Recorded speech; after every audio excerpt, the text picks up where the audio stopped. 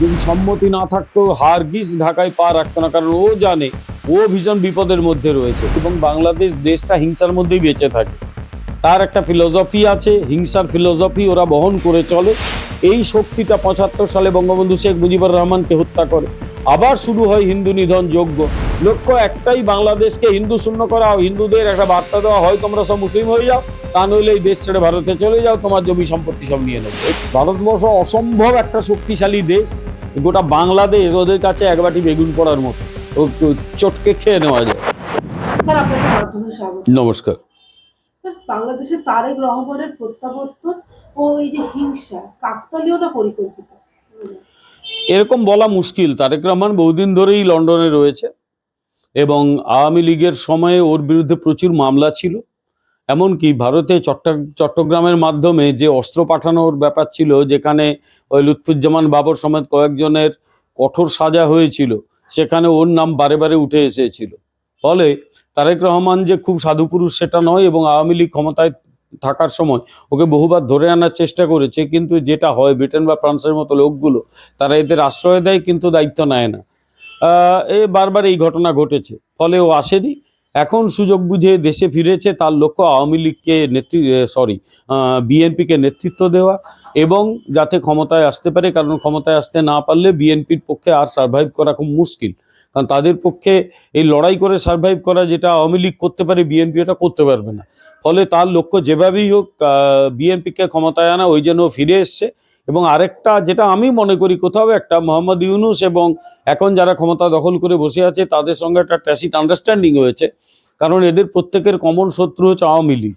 ফলে যেহেতু আওয়ামী লীগকে ক্ষমতাবৃত্ত থেকে দূরে রাখছে, ফলে যদি বিকল্প থাকে, ইউনূস বাহিনী, ইউনূস গ্যাং তারা ভেবে রেখেছে অন্তত তারেক রহমান হোক বা বিএনপির অন্য কোনো নেতা হোক, আওয়ামী লীগ যেন না হয়। কারণ আওয়ামী লীগ যদি ক্ষমতায় আসে তাহলে তথাকথিত জুলাই বিপ্লবের যত কটা মাথা ইনক্লুডিং এই মোহাম্মদ ইউনূস, এদের অবস্থা কাহিল করে ছেড়ে দেবে।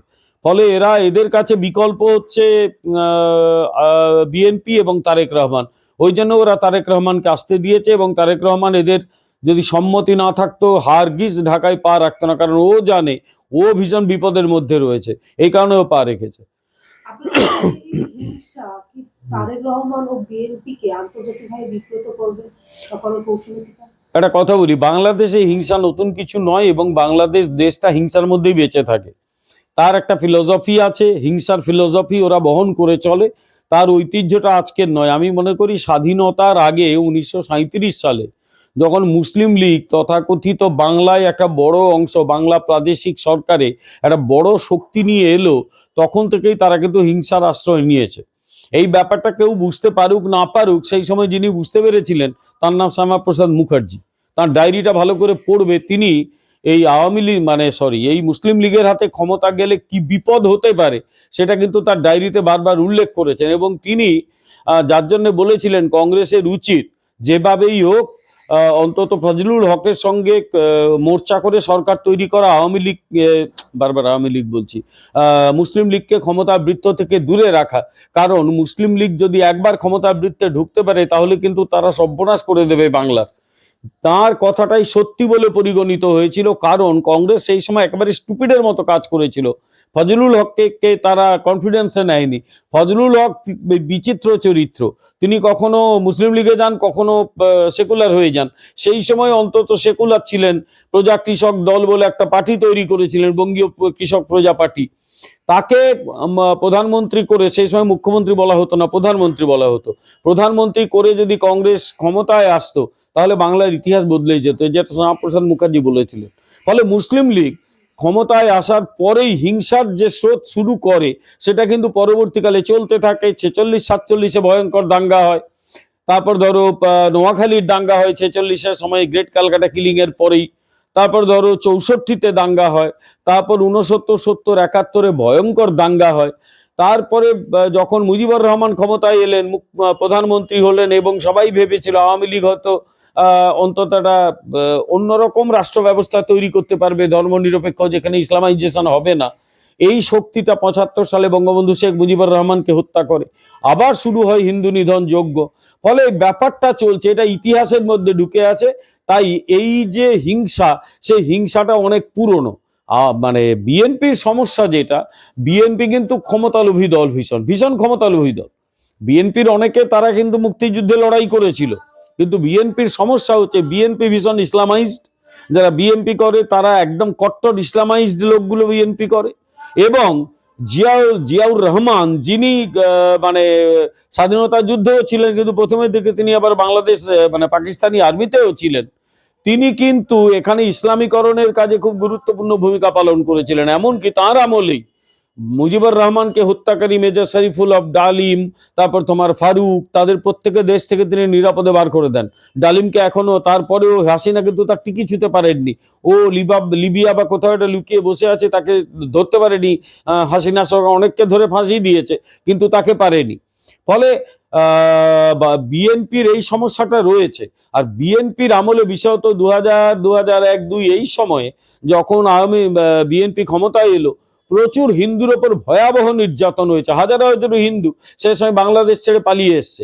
তাই বিএনপি মোটেই সাধু পুরুষ নয়, তাই বিব্রত হওয়ার কারণ নেই। হিংসা তো এর আগে ওরা করেছে, ওদের লাজ লজ্জা আছে বলে আমার অন্তত মনে হয় না।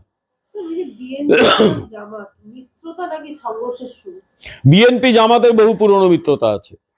আওয়ামী লীগের কে বিরোধিতা করে তারা যখন ক্ষমতায় এসেছিল এই শতাব্দীর শুরুতে, যখন অটল বিহারী বাজপেয়ী ভারতের প্রধানমন্ত্রী, সেই সময় কিন্তু কঠোর ভাষায় ওদের কাছে বার্তা পাঠানো হয়েছিল যে ওখানে হিন্দুদের উপর যদি অত্যাচার হয় ভারত কিন্তু কঠোর ব্যবস্থা গ্রহণ করে, যেটাকে পরিভাষায় বলে ডিপ্লোম্যাটিক ডিমার্ক।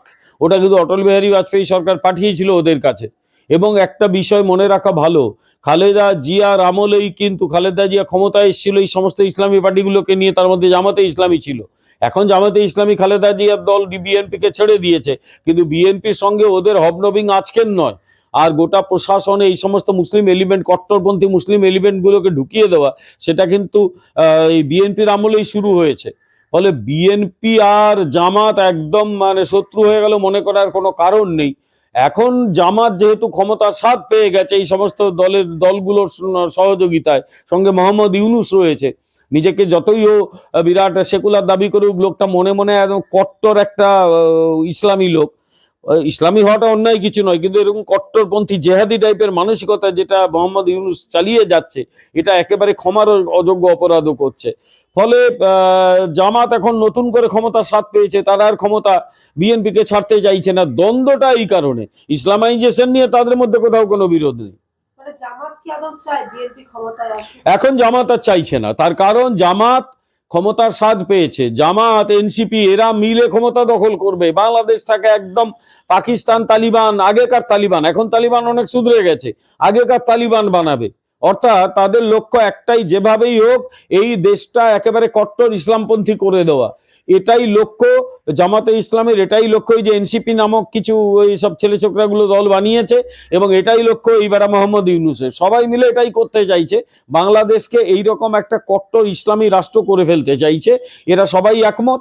এরা আর বিএনপিকে চাইছে না, কারণ বিএনপি ওদের ভাষায় ওদের মতো কট্টর ইসলামী নয়। বিএনপি যথেষ্টই কট্টর ইসলামী, কিন্তু ওদের মতো কট্টর ইসলামী হয়তো নয়। আর জামাতে ইসলামী এখন চাইছে নিজেরা ক্ষমতায় আসবে, ওদের নেতা যদি প্রধানমন্ত্রী বা অন্যান্য মন্ত্রী হয়, বিএনপির সঙ্গে ক্ষমতায় এলে তো মূল ক্ষমতার ভাগটা বিএনপি পাবে। ওই জন্য বিএনপিকে আর ওরা ক্ষমতা ছাড়তে চাইছে না। যেভাবে প্রকাশ্যে মব ভায়োলেন্স চলছে বাংলাদেশে, তাতে কি বোঝা যায় রাষ্ট্রযন্ত্র ভেঙে পড়েছে, নাকি ইচ্ছে করে রাষ্ট্র নীরব আছে এই বিষয়টা? না না, ইচ্ছে করে করছে এ নিয়ে সন্দেহের কোনো কারণ নেই। রাষ্ট্রযন্ত্র যদি থাকে তখন এই ইচ্ছে করে সহ্য করার ব্যাপারটা থাকে না, কারণ রাষ্ট্রের একটা নিজস্ব ক্ষমতা থাকে, রাষ্ট্রের পুলিশ, রাষ্ট্রের আর্মি, তাদের একটা নির্দিষ্ট ভূমিকা থাকে, এবং অনেক সময় তারা সেই ভূমিকা পালন করে যেই ক্ষমতায় থাকুক না কেন। বাংলাদেশে এটা এইটা হওয়ার পরে ওরা তথাকথিত জুলাই বিপ্লব বা জুলাই হিংসা যাই বলো না কেন, তারপরেই বাংলাদেশে কিন্তু সরকার ব্যাপারটা উঠে গেছে। এই যে ক্ষমতায় যারা রয়েছে তারা বেআইনি ভাবে রয়েছে, কারণ বাংলাদেশের মানে সংবিধানে এসবের কোনো প্রভিশনই নেই। এইভাবে একটা অ্যাডহক মানে উপদেষ্টা নামক একটা বিষয় নিয়ে চালানো, এটা কোথাও কিন্তু নেই। ফলে এরা জোর করে ক্ষমতা দখল করেছে, এরা ক্ষমতায় থেকে যেতে চাইছে, এরা সংবিধানকে বদলে ফেলতে চাইছে। ফলে আলটিমেটলি যেটা দেখা যাচ্ছে যে ওখানে মব ভায়োলেন্স আটকানোর কোনো রাস্তা নেই, এবং এর আটকাতেও চাইছে না। মোহাম্মদ ইউনূসের লক্ষ্য ছিল একটাই, ওর গ্রামীণ ব্যাংকের বিরুদ্ধে প্রচুর মামলা করেছিল শেখ হাসিনা, আর শেখ হাসিনা ওকে জেলে পড়ার পরিকল্পনা করেছিল, ওই জন্য ওইটা দেখে ও দেশ থেকে সটকে গিয়েছিল। এখন আবার ক্ষমতায় এসছে, নিজের বিরুদ্ধে সমস্ত মামলাগুলো প্রত্যাহার করে নিয়েছে, এখন আবার পালাবে। তার একজন মেয়ে নাকি আমেরিকায়, ও নিজে ফ্রান্সে ছিল, প্রচুর পয়সা কড়ি করেছে গ্রামীণ ব্যাংক করে, ফলে ওখানে থেকে যাবে, ওর তো কোনো অসুবিধা নেই।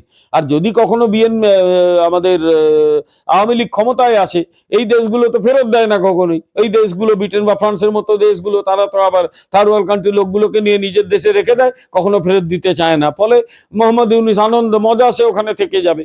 সমস্যা যেটা হচ্ছে সেটা হচ্ছে এই মব ভায়োলেন্সের সবচেয়ে বেশি শিকার হচ্ছে ওখানকার সংখ্যালঘু হিন্দুরা। দীপু দাসকে হত্যা করা হলো, তারপরে অমৃত মণ্ডলকে হত্যা করা হলো। লক্ষ্য একটাই, বাংলাদেশকে হিন্দু শূন্য করা, হিন্দুদের একটা বার্তা দেওয়া, হয় তোমরা সব মুসলিম হয়ে যাও, তা নইলে এই দেশ ছেড়ে ভারতে চলে যাও, তোমার জমি সম্পত্তি সব নিয়ে নেবো, এটাই লক্ষ্য একটা। এই যে দীর্ঘমেয়াদী যে মব বা এই যে ভায়োলেন্সটা চলছে, হিংসা, সেটা কি বাংলাদেশকে একটি ফেইলিং স্টেটে ঠেলে দিতেছে? ফেইলিং নয়, বাংলাদেশ অলরেডি একটা ফেইল স্টেটে পরিণত হয়েছে। বাংলাদেশ একটা ব্যর্থ রাষ্ট্র, এবং এটা এখন মনে করা হচ্ছে, আমার মনে হচ্ছে আন্তর্জাতিক রাজনীতি এই শব্দটা খুব চলে, রোগ স্টেট, একটা একেবারে উন্মাদ রাষ্ট্র। যেরকম গদ্দাফিকে পশ্চিমী দুনিয়া বলতো একটা রোগ স্টেট বানিয়েছিল, যেরকম আগেকার তালিবানের আমলে আফগানিস্তানকে বলা হতো একটা রোগ স্টেট। এখন তালিবান ওটা বুঝতে পেরে আস্তে আস্তে ওই জায়গা থেকে সরে এসছে। ওরা মোটামুটি একটা আইন শৃঙ্খলা দিয়েছে, কথায় কথায় একেবারে আগুন ফাগুন দেওয়া ওইগুলো করছে না, ক্ষমতায় এসে করেছিল। এখন তালিবান অনেকটা নিজেকে শোধরানোর চেষ্টা করছে। ওরা ভারতে এসে বারবার রিকোয়েস্ট করছে যে আপনারা আমাদের সঙ্গে আসুন, কথা বলুন ইত্যাদি।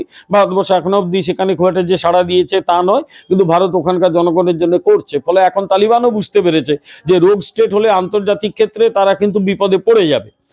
আর বাংলাদেশ যেহেতু দরিদ্র রাষ্ট্র, বাংলাদেশ যেহেতু এখন কি বলবো, মানে ওদের হ্যান্ড টু মাউথ কেস, ওরা যেহেতু ইসলামাইজড, ওখানকার যে কি বলবো মানে মাদ্রাসাগুলোতে ওই রকম এলিমেন্টই তৈরি হয়েছে, ফলে ওরা তো এখন নতুন হতে চাইছে, ফলে ওরা নতুন রোগ হতে চাইছে আর কি। এরা রোগ স্টেট বানাতে চাইছে। এই রোগ স্টেট খুব দ্রুত ভালো হবে বলে আমার মনে হয় না। এদের বিরুদ্ধে কঠোরতম ব্যবস্থা নেওয়া উচিত, তা নইলে রোগ স্টেটকে সিধে করা যাবে না। আমি শুধু বলি যে সব মানুষ কিন্তু ক্রমশ ক্রুদ্ধ হচ্ছে। এই যে বারবার আছড়ে পড়ছে দিল্লিতে বাংলাদেশ দূতাবাসে বা এখানে বাংলাদেশ উপ হাই কমিশনে কলকাতাতে, কারণ একটাই, হিন্দুরা যারা এতদিন মার খেয়ে প্রতিবাদ করতে ভুলে গেছিল এই কমিউনিস্টদের জন্য, তারা কিন্তু এবারে জাগতে শুরু করেছে। এবারে তারা একেবারে বাংলাদেশকে বারবার কিন্তু বলছে যে এটা করা যাবে না। আর সবচেয়ে বড় কথা, এই রাজ্যের শাসক দল যারা অভিযোগ করতে গেছে, যারা প্রতিবাদ করতে গেছে, তাদের মারধর শুধু করেনি, তাদের বিরুদ্ধে অ্যাটেম্প্ট টু মার্ডার চার্জ দিয়ে দিচ্ছে। ফলে এরাও হচ্ছে একটা জেহাদি মানসিকতার লোক। আমরা পরিষ্কার বলে দিচ্ছি যে এই সরকারগুলো যতদিন থাকবে, বামপন্থী ভাবনা যতদিন থাকবে, বাংলাদেশে হিন্দুরা সেফ থাকবে না। পশ্চিমবাংলা বিজেপি ক্ষমতায় আসুক, কেন্দ্রে বিজেপি রয়েছে, কি করে বাংলাদেশকে সিধে করতে হয় সেই রাস্তা আমাদের জানা আছে, করে দেবো আমরা। তো পাকিস্তান সেটাই করতে চাইছে। আর বাংলাদেশের এই যে একটা অংশের মানুষ সেফ খেতে পায় না, মাথায় ইসলামতন্ত্র কট্টর মৌলবাদ ঢুকে বসে আছে, তারা খুব সহজে ওদের ফাঁদে পড়বে। বাংলাদেশ হয়ে উঠবে আন্তর্জাতিক এই যে ইসলামী জঙ্গি সাপ্লাইয়ের একটা বড় জায়গা। লোকগুলো বিভিন্ন জায়গায় টাকা পাবে, নিজের বাড়িতে টাকা রাখবে, দিয়ে ওখানে জঙ্গিপনা করতে গিয়ে মরবে, এটা একটা ঘটতে পারে। দুই হচ্ছে যে ভারতের সমস্যাটা বাড়তে পারে, এবং ভারত তার জন্য প্রস্তুত আছে। মনে রাখতে হবে বাংলাদেশের চারদিকেই ভারত ঘেরা, মাঝখানে অল্প 1-150 কিলোমিটার সেটা হচ্ছে একটা নাফ নদী, ও পারে মায়ানমার, তার নইলে চারদিকেই কিন্তু ভারতবর্ষ। ফলে বাংলাদেশে কিছু ঘটলে তার একটা প্রভাব ভারতবর্ষের উপর পড়বে। আর ভারতবর্ষ এখন ওয়েট অ্যান্ড ওয়াচ পলিসি করছে, কারণ বাংলাদেশের একটা আন্তর্জাতিক ক্ষেত্রে স্বীকৃত রাষ্ট্র, একটি সার্বভৌম রাষ্ট্র। আরেকটা রাষ্ট্র হুট করে গিয়ে হস্তক্ষেপ করবে, এটা ভারত কখনো করে না। কিন্তু যদি দেখা যায় ওখানে ইসলামিক জঙ্গিদের হাতে হিন্দুরা বারবার আক্রান্ত হচ্ছে, তাদের জীবন জীবিকা নিশ্চিহ্ন হচ্ছে, তারা ধ্বংস হয়ে যাচ্ছে, তাহলে ভারত তা চুপ করে বসে থাকবে না, তাহলে ভারত কড়া ব্যবস্থা নিতে পারে।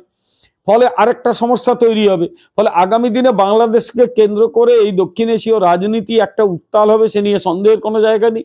ভারতকে কড়া নজর রাখতে হবে এবং ভারত সেটা রাখবে। কিন্তু একটা রাষ্ট্র হিসেবে বাংলাদেশ ক্রমশ ধ্বংসের অতলে তলিয়ে যাবে, লোকে খেতে পাবে না, ওই জঙ্গিপনা চলবে, আধুনিক পড়াশোনা উঠে যাবে, ওই মাদ্রাসা শিক্ষাই গ্রহণ করবে। ফলে বাংলাদেশ ওদিকেই যাচ্ছে। যদি আওয়ামী লীগ 2-3 বছরের মধ্যেও ফিরে আসে, তাহলে আওয়ামী লীগ দেশটাকে বাঁচাতে পারে, আদারওয়াইজ কেউ বাঁচাতে পারে না। বাংলাদেশে কোনো সেকুলার ফোর্স নেই।